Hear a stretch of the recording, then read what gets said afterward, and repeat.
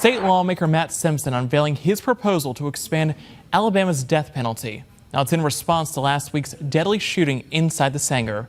The proposal would allow for capital murder charges in more circumstances. Fox 10's Brendan Kirby is live in Fairhope tonight, where Simpson held a news conference. And Brendan, he was focusing on murders in public places.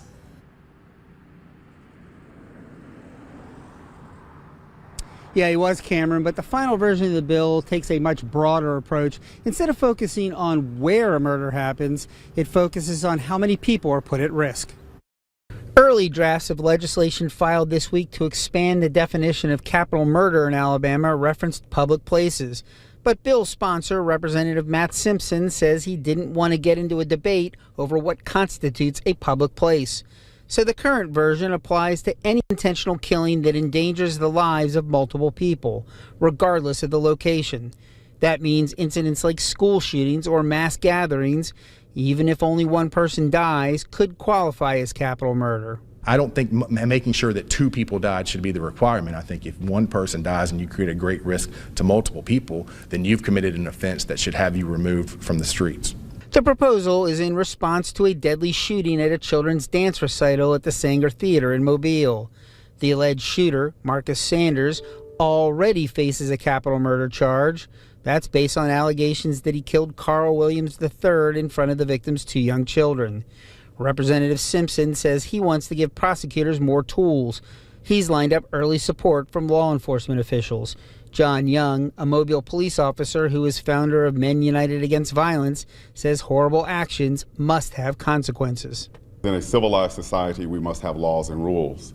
When brute beasts inflict harm of killing people, they must be removed from society and not allowed to live amongst civilized people. Mobile County District Attorney Keith Blackwood says the very first call he took as DA concerned a mass shooting at a New Year's Eve celebration in downtown Mobile in 2022.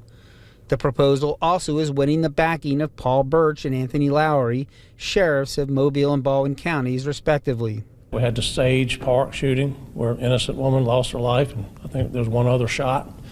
And back during the holidays, around Christmas time, there was a bonfire out in Theodore, Alabama, which is my area, where they had multiple people shot and one killed in that. This is a problem that's rampant in the state of Alabama, rampant in the country, and it's a huge step, in my belief, moving forward to keep offenders behind bars and keep them in prison for the rest of their life. Not everyone is convinced that expanding the death penalty is a good idea.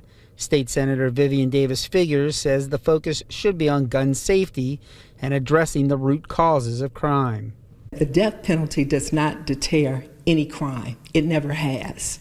And then so many times people are put to death and then later to find out that they were innocent.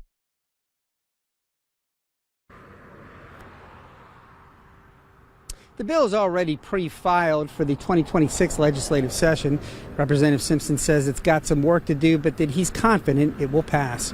Reporting live in Fairhope, Brendan Kirby, Fox 10 News.